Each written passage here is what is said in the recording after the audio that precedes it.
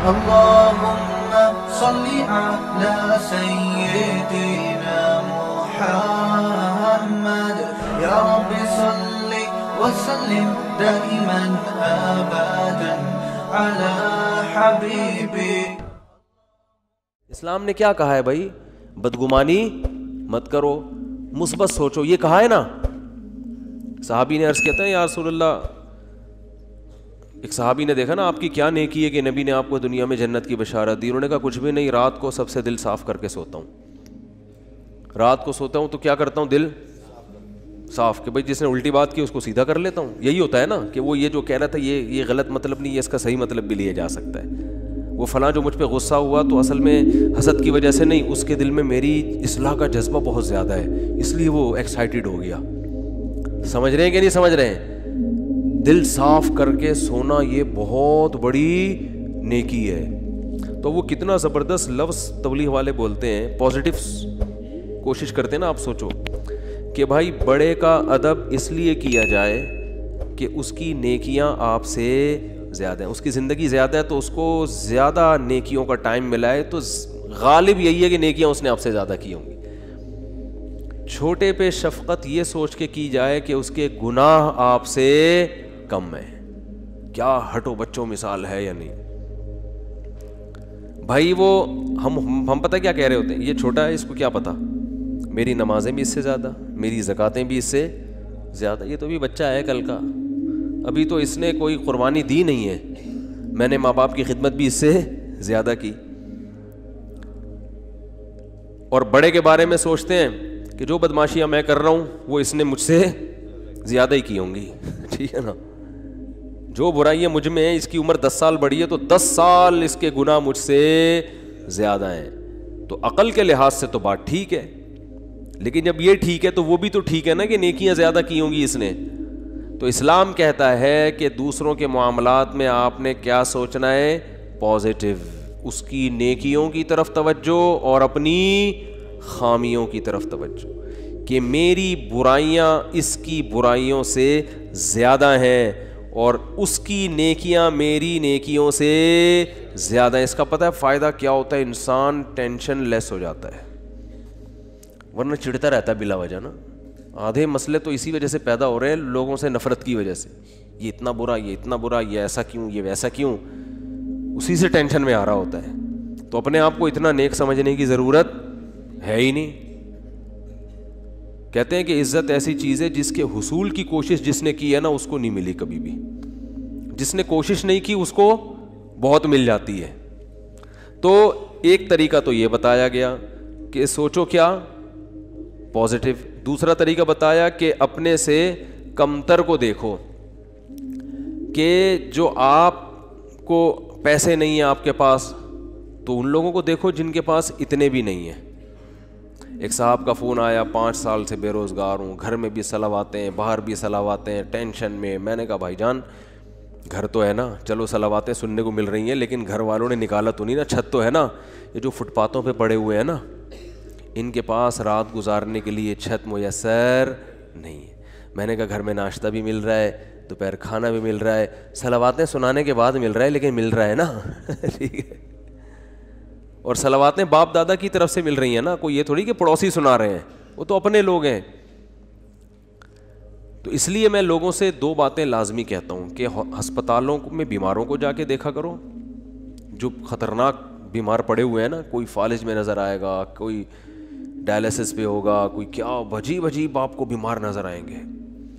دوسرا، عیدی سینٹر کے مردہ خانے چکر لگا لو آج اس لیے کہہ رہا ہوں کہ پھر اگلے ہفتے تک بھول جاؤ گے. یہاں سے جب بیان کے لیے جاؤ نا، بیان سے فارغ ہو کے تو عیدی سینٹر کے مردہ خانے کو ذرا ٹچ کرتے ہوئے قبرستان میں تو اصل میں اس لیے عبرت نہیں ہو رہی، وہ مردہ تو نیچے چلا گیا نا، نظر تو آ نہیں رہا. وہ جب آپ عیدی سینٹر کے مردہ خانوں میں جاؤ گے تو بڑے بڑے فنٹر آپ کو برف کی سیلوں پہ لیٹے ہوئے نظر آئیں گے. بڑی امیدیں تھیں، ہم یہ کریں گے، ہم یوں کریں گے، ایسا کریں گے. فی الحال بحریہ ٹاؤن میں 3 پلاٹ تو لے لیے، ایک اور ہو جائے، طارق روڈ کی 2-4 دکانیں بھی ہو جائیں، ذرا آباد علاقہ ہے، اور دوسری شادی بھی ہو جائے. مفتی صاحب کے بہت سارے ہم نے بیانات سن لیے. اور پھر ایک سر دبائے گی، دوسری پاؤں دبائے گی. ٹھیک ہے نا؟ ایک صاحب مجھے کہنے لگے میں دوسری شادی کا سوچ رہا ہوں کیونکہ میرے گھر میں بیگم جو ہے نا وہ کام کاج کرتی ہے, میری خدمت وہ کپڑے وپڑے استری نہیں ہوتے, تو ایک اور آ جائے گی تو اس کا کام کیا ہو جائے گا, ہلکا ہو جائے گا, وہ استری کر دے گی یہ گھر کے. میں نے کہا میرا خیال ہے کوئی مریخ سے آیا ہوا آدمی ہے بھائی تو, کیونکہ زمین میں لوگ اس طرح کی باتیں, نارمل آدمی اس طرح کی باتیں نہیں کرتا, مریخ سے آیا ہوا ہوگا کہیں سے, اس کو پتہ ہی نہیں زمین میں. میں نے کہا تو کر کے تو دیکھ. کہہ رہے ایک روٹی پکائے گی, دوسری سالن پکائے گی. میں نے کہا ایک روٹی سے, جس بیلن سے روٹی پکاتی ہے نا, ایک اس بیلن سے تیرا سر دھونے گی, اور دوسری جس چمچے سے کھانا پکاتی ہے اس چمچے سے وہ چمچہ تیرے سر پہ چلائے گی. تو آپ کہتے ہو یا تو کبھی ترغیب دیتے ہو کبھی ڈراتے ہو. تو میں ترغیب دیتا ہوں مگر اس نیت سے نہیں کہ ایک پاؤں دبائے گی تو ایک کھانا پکائے, یہ نہیں ہوگا. ہو سکتا ہے دونوں کو ہوٹل سے کھلانا پڑے لا کے, کہ تم چپ کر کے بیٹھ جاؤ, لڑو نہیں خدا کا واسطہ, کھانا میں پکاؤں گا. تو یہ سب چیزیں یہ سوچ کے کرنے کا کہتا ہوں میں. تو خیر, تو دو چیزیں اور بھی بہت ساری چیزیں اس میں. بنیادی چیز کیا ہے, بیماروں کو دیکھو, معذوروں کو دیکھو. میں ایک واقعہ سنایا میں نے پچھلے ہفتے, پتہ نہیں یاد نہیں مجھے سنایا یہاں نہیں سنایا. ابھی میں سفر تھا میرا اسلام آباد میں, تو وہاں ہمارے ایک جاننے والے ملے.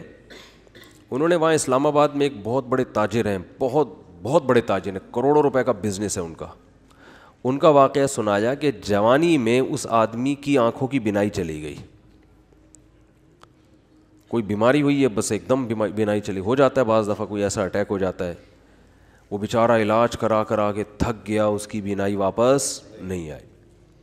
تو انہوں نے بتایا کہ وہ ایک دن نیچے نا اسلام آباد میں وہ بنگلہ ہے اس کا جہاں وہ رہتا ہے, نیچے ایک شکر کندی بیچنے والے نہیں ہوتے, کندھے پہ رومال ہے, شکر کندی بیچ رہے ہیں, شکر کندی نہیں سوری, یہ جو بھٹا بیچ رہے ہوتے ہیں نا, دانے, مکئی کے دانے بیچ رہا تھا.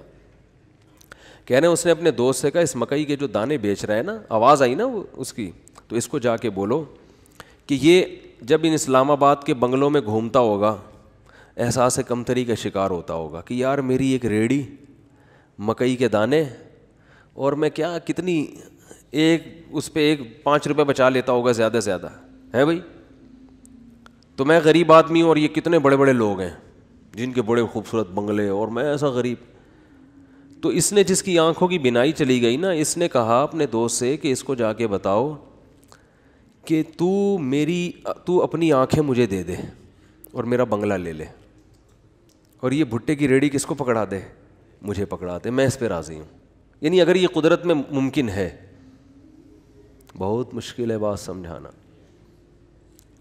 یعنی اس کو بتایا کہ اس کو سبق دلاؤ کہ احساس کمتری کا شکار ہونے کی تجھے ضرورت نہیں ہے, تو مجھ سے زیادہ مالدار ہے, میں اپنی پوری دولت بیچنے کے لیے تیار ہوں اگر مجھے کہیں سے بینائی میری واپس لوٹ آئے. یعنی اگر قدرت مجھے یہ آپشن دے کہ بھائی تو اس مکئی بیچنے والے کی جگہ ریڑھی میں صدائیں لگا رہا ہے دھوتی پہن کے اور پھٹے پرانے کپڑے پہن کے گھوم رہا ہے, ہم تجھے اس کی جگہ لے آتے ہیں لیکن آنکھیں مل جائیں گی, اور اس کو بنگلے میں لا کے بٹھا دیتے ہیں لیکن آنکھیں اس سے چھین لیں گے. تو سیٹھ نے کہا کہ اس کو بولو کہ میں اس پہ راضی ہوں لیکن تو اس پہ راضی نہیں ہوگا, تو اس لیے اللہ نے تجھے مجھ سے زیادہ نعمتیں دی ہیں. تو بھائی شکر کرنا سیکھو اللہ کے بندو. آج ناشکری بہت ہو رہی ہے. ہمارے حضرت مفتی رشید احمد صاحب رحمہ اللہ تعالی, بہت دفعہ یہ واقعہ سنا ہے, بس مختصر بتاؤں گا. 60 سال کی عمر تک انتہائی غربت میں وقت گزارا انہوں نے, انتہائی غربت, اور دارالعلوم کورنگی کے شیخ الحدیث تھے جو سب سے بڑا عہدہ ہوتا ہے. یہ جو لوگ آج مولویوں کو صبح شام برا بلا کہتے ہیں نا, ان اکابر نے, ان مولویوں نے اس طرح پیٹ کاٹ کے دین کو بچایا ہے. سمجھ رہے ہو, پیٹ کاٹ کے, اتنے بڑے بڑے عہدوں پہ بھی تنخواہیں نہیں ہیں, ایسے پیٹ کاٹ کے دین کو بچایا ہے. تو حضرت فرماتے ہیں کہ ہمارے پاس صبح ناشتے میں انڈا خریدنے کے پیسے نہیں ہوتے, تو روزانہ دال. ایک دن ایک مہمان نے کہا کہ آپ کے جب بھی آؤ دال ہی پکی ہوئی ہوتی ہے. حضرت فرماتے ہیں ہم نے تو کبھی سوچا بھی نہیں تھا روزانہ دال کھاتے ہیں. اس نے کہا کہ روز دال پکی ہوئی ہوتی ہے. تو حضرت نے فرمایا, میں نے کہا حلال اتنا ہی ملتا ہے. حلال کیا ہے اتنا ہی ملتا ہے. تو حضرت فرماتے ہیں اس کے بتانے سے ہمیں خیال آیا کہ واقعی ہم اتنے دنوں سے دال کھا رہے ہیں. آپ کہہ سکتے ہیں وہ غریب گھر میں پیدا ہوئے ہوں گے, ایسا نہیں ہے. ہمارے حضرت انڈیا کا جو پنجاب ہے نا, لدھیانہ, اس کے جو چودھری گھرانہ ہوتا ہے نا, بڑے وڈیرے, ان گھروں میں پیدا ہوئے تھے. والد صاحب ٹھیک ٹھاک مالدار تھے. گاؤں کے جو ہوتے ہیں نا بڑے وڈیرے, مدرسے میں آنے کے بعد کیا ہو گئے, کیونکہ مدرسے میں تو کوئی سورس آف انکم ہی نہیں, وہ اتنی چھوٹی چھوٹی تنخواہیں مدرسے. اب تو پھر بھی تھوڑی سی بہتر ہوئی ہے, ورنہ ابھی بھی مدرسے کے ٹیچروں کی تنخواہیں بیچاروں کی ایسے ہی ہوتی ہے. اس لیے مدرسے کے علماء کے ساتھ تعاون کیا کریں. سمجھ رہے ہو کہ نہیں سمجھ رہے؟ لوگ دیکھتے ہیں بعض علماء کو بڑے لینڈ کروزر, یہ وہ, ان کو دیکھ کے لوگوں کو دھوکہ آتا ہے. وہ سمجھتے ہیں سارے ایسے ہی ہوتے ہوں گے. ضرور تھوڑی سارے, وہ تو بیچارے چند ایک کو اللہ مال دے دیتا ہے, بیچارے زیادہ تر تو غریب ہی ہوتے ہیں اور مانگتے نہیں کسی سے. تو یہ عوام کی ذمہ داری ہے کہ وہ ان کے ساتھ تعاون کرے تاکہ وہ دین کے کام دل جمی کے ساتھ کر سکیں. لیکن وہ مانگتے نہیں کسی سے. اور جو مانگ رہے ہوتے ہیں وہ صحیح, وہ عالم جو بھیک مانگ رہے ہوتے ہیں نا لوگوں سے کبھی, اس سے وہ پھر وہ عالم نہیں ہوگا, اس کی تحقیق کرو. تو ہمارے دینی مدارس میں بہت سے علماء ہیں بیچارے دن رات تدریس میں لگے ہوئے ہیں, کبھی کسی کے سامنے اپنی حاجت پیش نہیں کرتے. تو ہمارے حضرت فرماتے ہیں کہ ان حالات میں جب میرے پاس انڈا خریدنے کے پیسے نہیں ہوتے تھے اور میں سال میں ایک مرتبہ اپنے شیخ کی زیارت کے لیے لاہور جایا کرتا تھا, تو وہ جو سال میں ایک مرتبہ ان کی خدمت میں جاتے تھے تو ہر مہینے تنخواہ سے تھوڑے تھوڑے پیسے بچا کے سال میں ایک مرتبہ اس قابل ہوتے تھے کہ بس یا ٹرین کا کرایہ جمع ہو جاتا تھا ان کا. لیکن آپ دیکھو اہل اللہ کی صحبت کی اہمیت کتنی تھی, کیونکہ اگر یہ صحبت نہ ملتی نا تو پھر غربت میں یہ توکل نہیں ہوتا. تو اپنے شیخ سے ملنے کے لیے جایا کرتے. ہمارے ہاں بزرگ ہوتے ہیں اس لیے ہم بزرگوں کی زیارت کے بھی قائل ہیں. بعض لوگوں کے ہاں بزرگ کا سیٹ اپ ہی نہیں ہے, بزرگی کا سسٹم ہی ختم ہو گیا ان کے ہاں. تو جن کے ہاں ہوتا ہے ان کے ہاں یہ سارے سیٹ اپ ہوتے ہیں, ٹھیک ہے نا, کہ وہ اپنے بزرگوں کی زیارت بھی کرتے ہیں. بعض لوگوں نے ہر بزرگ میں اتنے کیڑے نکال لیے کہ معاشرے سے بزرگوں کو ہی کیا کر دیا ہے, بزرگی معاشرے سے شارٹ ہو گئے ہیں. ایسا نہیں ہوتا, ہر دور میں بزرگ ہول سیل کے حساب سے رہیں گے. تو خیر, تو حضرت فرمایا کرتے تھے اس کنڈیشن میں میں اپنے آپ کو دنیا کا سب سے بڑا سیٹ سمجھتا تھا. فرماتے ہیں کہ میں یہ حالات بیان کرتے ہوئے بھی ڈر لگ رہا ہے کہ ناشکری نہ ہو جائے. پھر اللہ نے 60 سال کی عمر کے بعد حضرت کو بہت پیسہ دیا, پھر اسٹائل ہی چینج ہو گیا تھا حضرت کا. بھائی جب اللہ نے غریب رکھا ہے تو غریبوں کی طرح, جب پیسہ آیا تو پھر وہ حدیث ان اللہ یحب ان یرا اثر نعمتہ علی عبدہ, اللہ چاہتے ہیں کہ جب اللہ نے کسی کو نعمت دی ہو. صحیح بخاری کی حدیث ہے کہ ایک صحابی کو دیکھا پراگندہ حال, پوچھا کیا تمہارے پاس پیسہ نہیں ہے؟ فرمایا ہاں. تو فرمایا کہ نظر کیوں نہیں آ رہا؟ تو امیر آدمی کی سواری, امیر آدمی کا گھر, امیر آدمی کا لباس اور امیر آدمی کی خوراک, ان 4 چیزوں سے پیسہ جھلکنا چاہیے. سمجھتے ہو کہ نہیں سمجھتے؟ اگر آپ کو اللہ نے خوب پیسہ دیا ہے اور ہونڈا 50 رکھی ہوئی ہے آپ نے اور اس پہ گیس لگوائی ہوئی ہے تو یہ نعمت کی ناقدری ہے, یہ سادگی نہیں ہے. اگر آپ کو پاس ٹھیک ٹھاک پیسہ ہے اور آپ لنڈے کی پینٹیں پہن کے گھوم رہے ہو تو یہ نعمت کی ناشکری. کھانے کے لیے آپ کے پاس ٹھیک ٹھاک پیسہ ہے اور آپ انڈے والا برگر تلاش کرتے ہو, یا تو پسند ہی انڈے والا ہو تو ایک الگ بات ہے, پیسہ ہو پھر بھی انڈے والا برگر کھا رہے ہو, تو یہ قناعت نہیں ہے, یہ سادگی نہیں ہے, یہ کنجوسی ہے. کنجوسی, اٹ از کالڈ کنجوسی.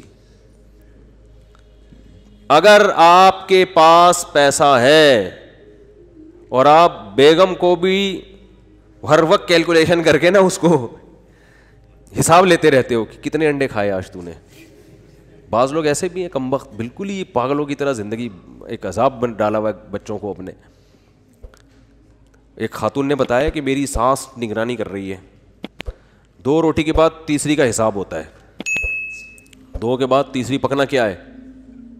منع ہے. اگر غربت ہے تو بھائی پھر تو اللہ کا بس یہی پھر نعمت ہے اللہ کی, یہ شکر کرو مل تو رہا ہے. لیکن اگر پیسہ دیا ہے تو حدیث میں آتا ہے اللہ یہ چاہتے ہیں کہ وہ نعمت کے اثرات بولو بھائی نظر آئیں.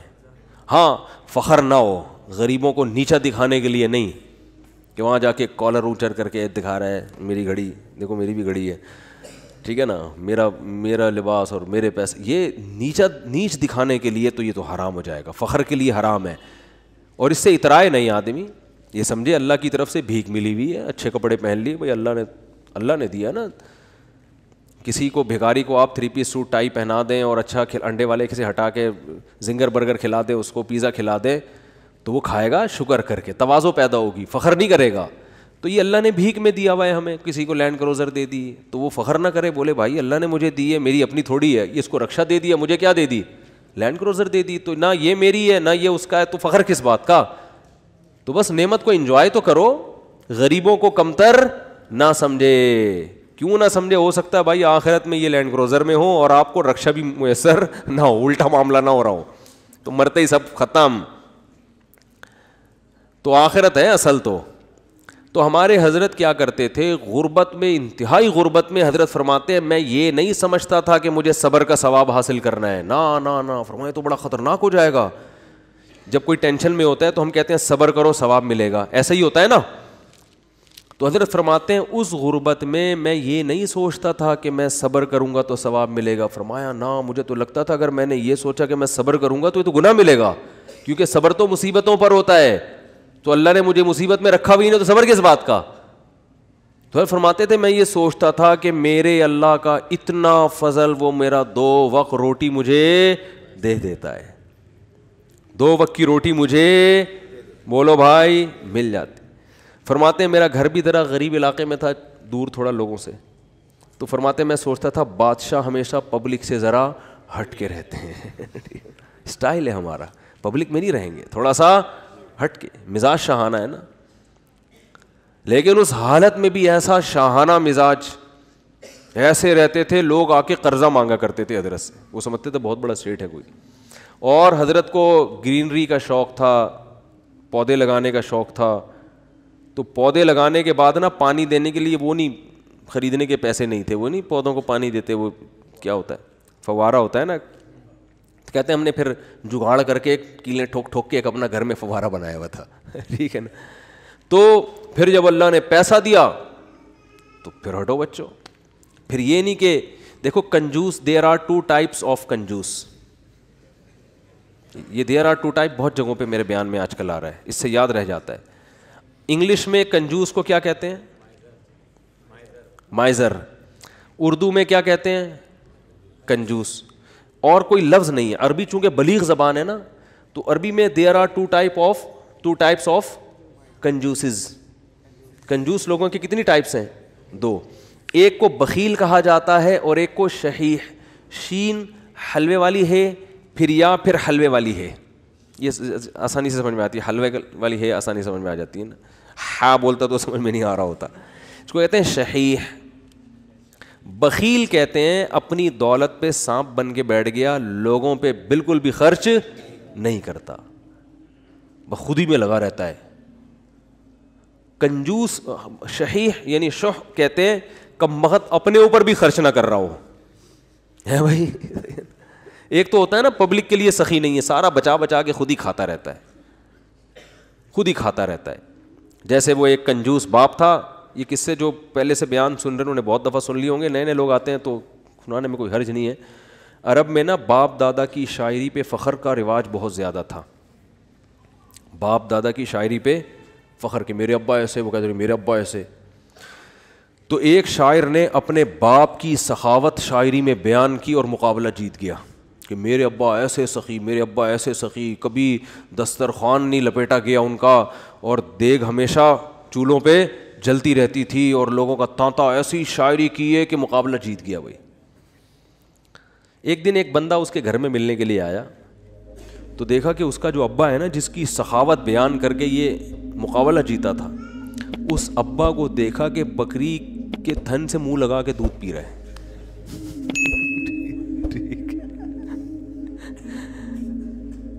اس نے بولا یار یہ آپ کے ابا کیا کر رہے ہیں؟ اس نے کہا اصل میں ابا میرے جو ہے نا, یہ جب گلاس میں دودھ نکالیں گے تو دھار کی آواز سن کے بچے آ جائیں گے دودھ مانگنے, اپنے ہی بچے ابا کے, دوسرے بھائی ہیں ان کے, تو میرے ابا کو یہ پسند نہیں ہے کہ یہ دودھ بچے پئیں, اس لیے بچوں کو آواز آ جائے تو ڈائریکٹ تھنوں سے دودھ لگا کے پئیں. کہہ رہے یہ وہ ابا ہیں جن کی سخاوت بیان کر کے میں نے مقابلہ جیتا ہے. لیکن یہ ابا بخیل تھا, شحیح نہیں تھا. اپنے اوپر تو خرچ کر رہا ہے نا کہ چلو بچوں پہ نہیں کھلا رہا, کم بخت خود ہی پی رہا ہے سارا دودھ. وہ دیسی گھی والا بھی سنانا پڑے گا یار, کیا کرے یار. وہ ایک کنجوس, جلدی جلدی سناؤں گا, جو کئی دفعہ لوگوں نے سنا وہ پھر بور ہو جاتے ہیں.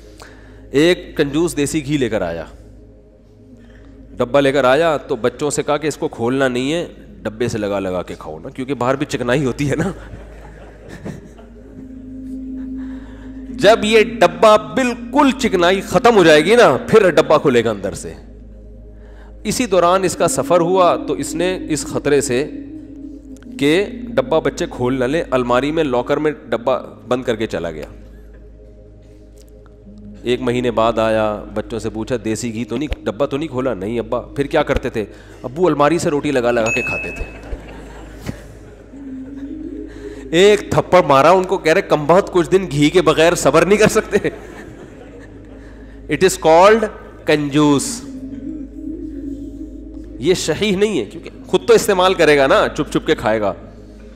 تو وہ بھی جو بکری کے تھنوں سے منہ لگا کے دودھ پی رہا ہے, کم از کم خود تو پی رہا ہے نا. اور کنجوس کی جو سپرلیٹو ڈگری ہے وہ یہ ہے کہ خود بھی نہ پیے کہ دودھ کم نہ ہو جائے. تھنوں میں دودھ جمع ہوتے, وہ نے دے رہا ہے یار کہیں کم نہ ہو جائے, پھر 2 قطرے نکالے کہیں سوکھ نہ جائے, بس اتنا.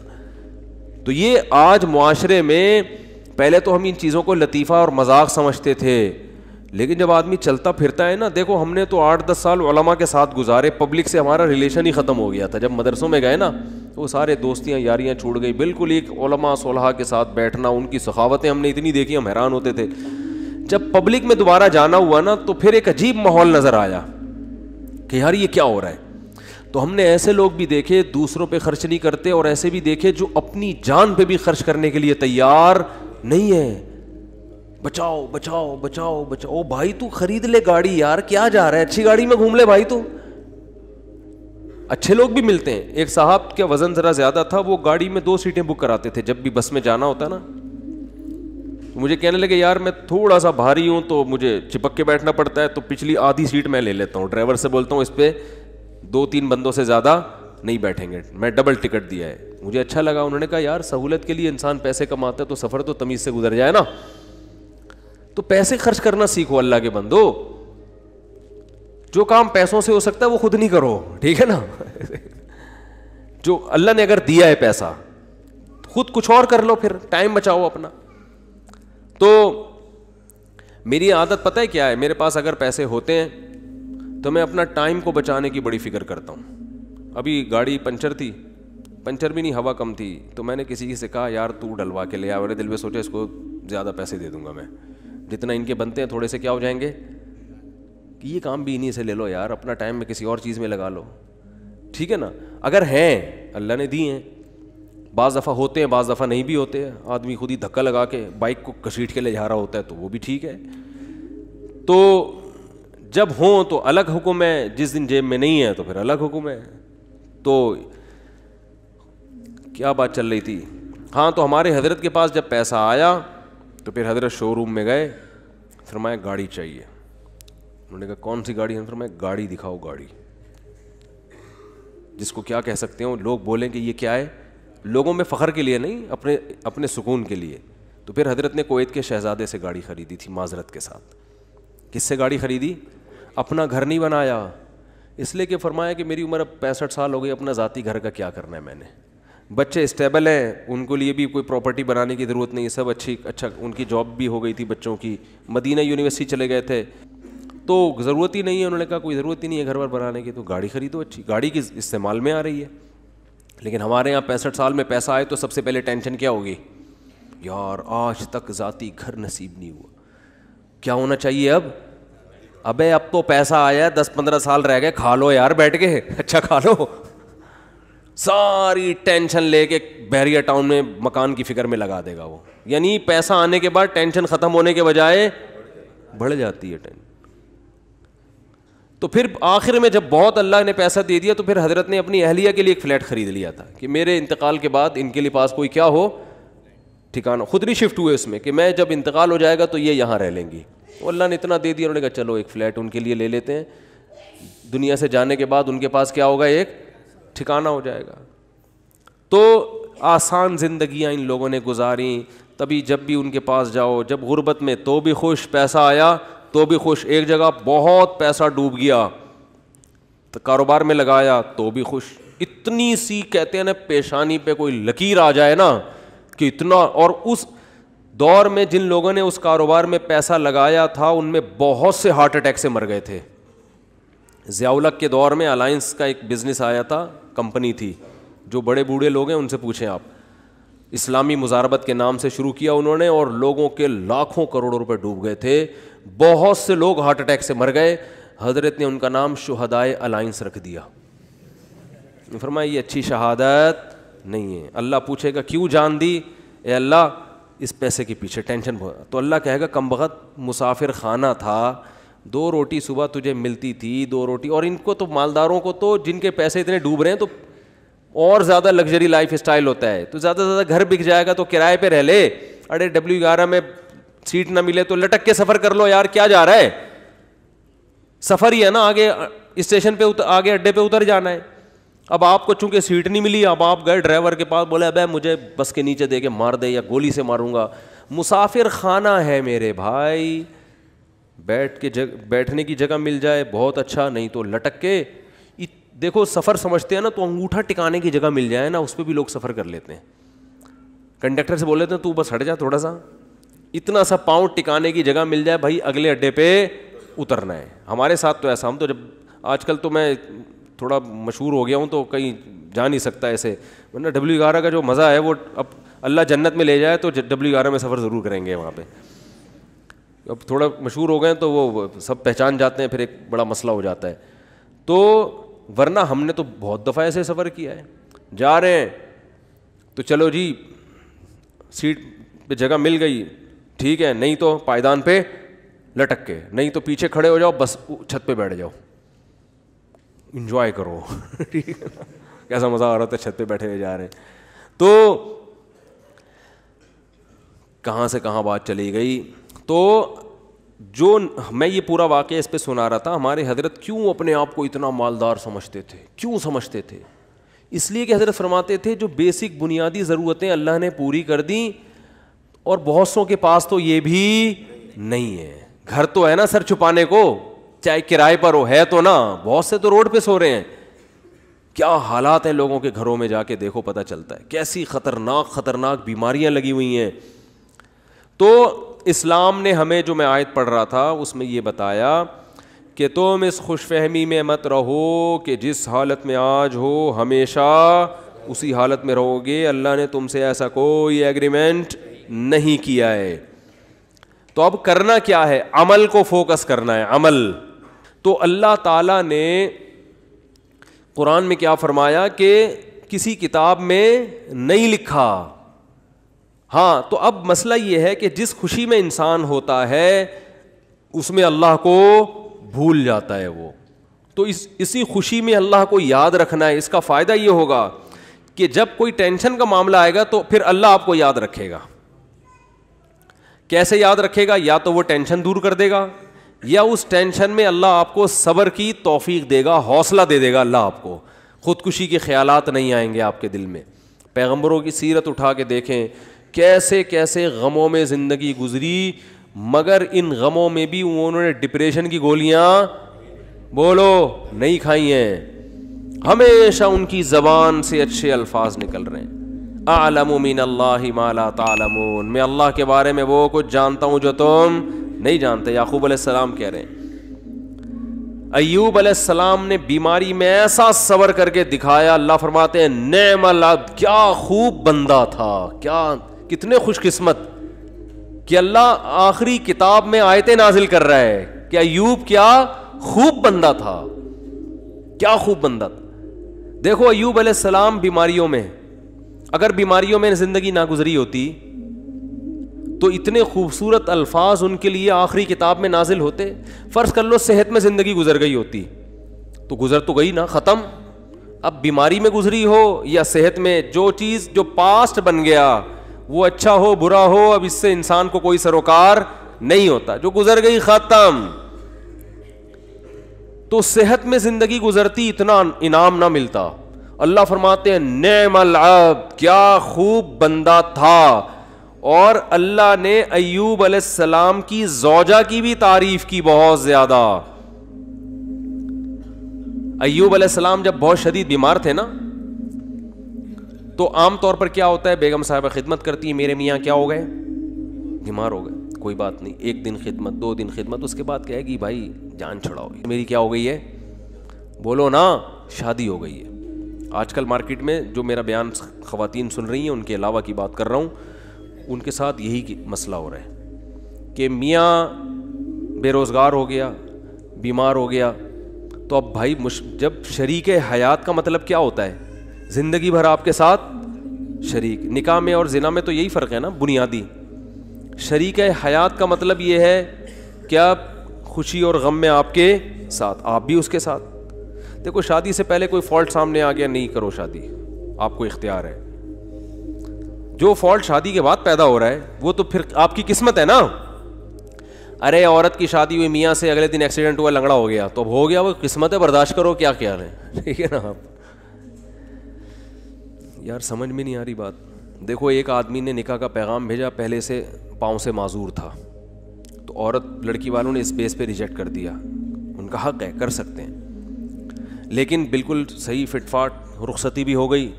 اگلے دن خوشی میں بائک میلیاں لگاتا ہوا جا رہا ہے کہ میری شادی ہو گئی اور رخصتی بھی ہو گئی. ہو سکتا ہے گرے, ٹانگ کی ہڈی ٹوٹ گئی. اب یہ تھوڑی کہ عورت کھلا لے کے بھاگ جائے کہ میری تو لنگڑے سے شادی ہوئی ہے. شادی ہو کے لنگڑا ہوا ہے, لنگڑے سے شادی نہیں ہوئی.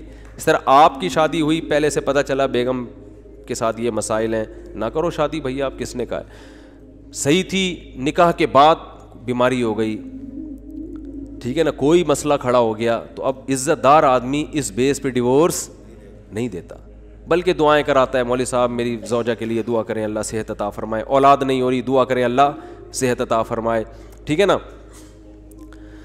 زبان میں لکنت پیدا ہو گئی ہے, دعا کریں اللہ.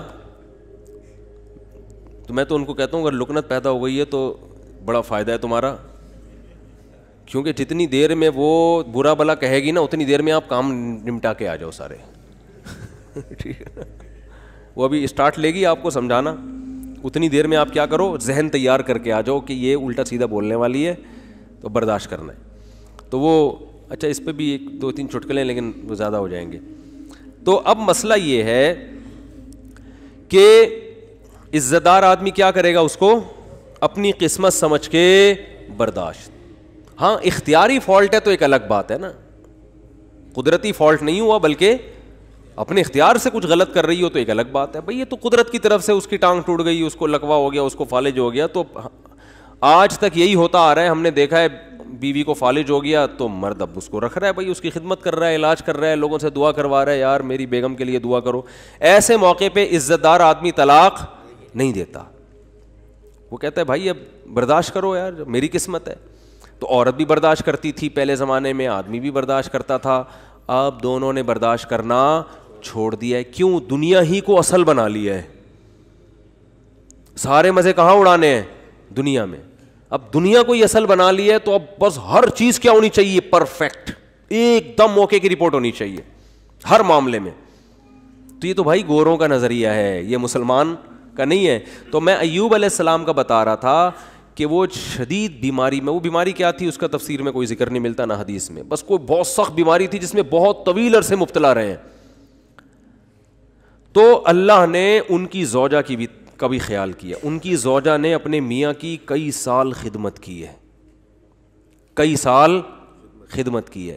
تو اب کیا ہوا کہ ایک دن خدمت میں تھوڑی سی کوتاہی ہوئی تو حضرت ایوب علیہ السلام کو غصہ آ گیا, اور انہوں نے کہا کہ میں اگر ٹھیک ہو گیا نا میں تجھے 100 ڈنڈے ماروں گا. صحیح ہے نا, کیونکہ بیمار آدمی چڑچڑا ہو جاتا ہے نا, تھوڑا سا اس میں برداشت کم ہو جاتی ہے.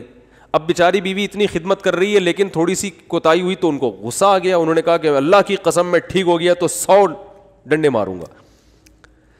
تو اللہ نے ٹھیک کر دیا.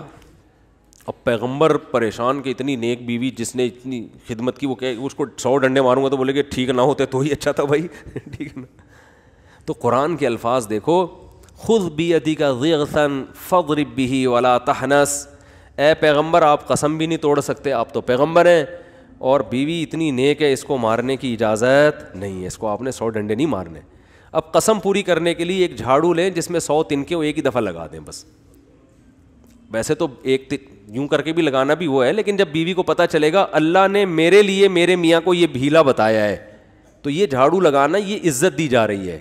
یہ کس کی طرف سے ہیلا بتایا جا رہا ہے؟ بولو بھائی, اللہ کی طرف سے. آج بہت سے لوگ کہتے ہیں قرآن و حدیث میں ہیلے بالکل بھی نہیں ہے, مولوی نے. بھائی ہیلوں کی بھی 2 قسمیں ہوتی ہیں, ایک جائز ہیلے اور ایک ناجائز ہیلے. ایک صاحب ٹی وی میں آ رہے تھے رمضان میں, وہ کہہ رہے تھے مولویوں نے ہیلے ویلے بہت نکالے ہوئے ہیں, ہر چیز کے ادھر سے ہیلا ادھر سے ہیلا, اور یہ سب بنی اسرائیل نے بھی ہیلے کر کے مچھلیاں پکڑی ہیں.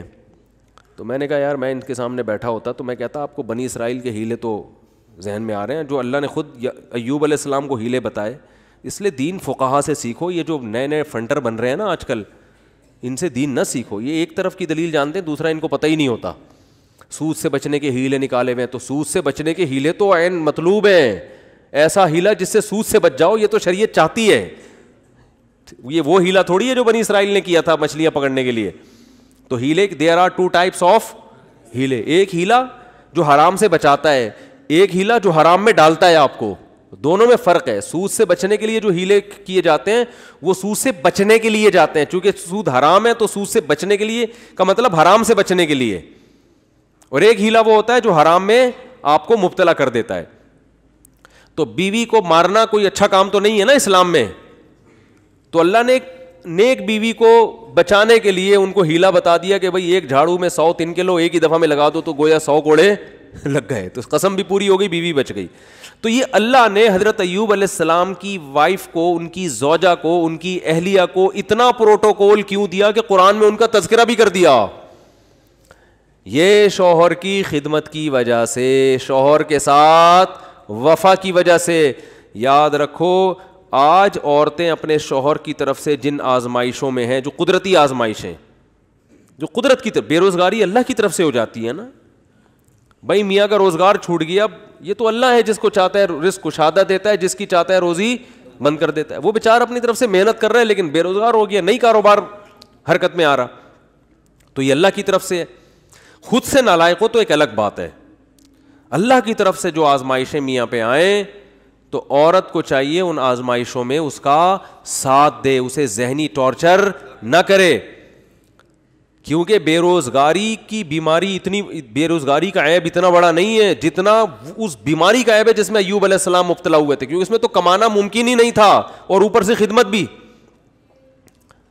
سمجھا پا رہا ہوں اپنی بات کہ نہیں سمجھا پا رہا؟ اس میں خدمت بھی. تو وفا کرنی چاہیے, وفا. اور یہ جب تک آخرت سامنے نہیں ہوگی ان میں سے کوئی بھی کام نہیں ہو سکتا.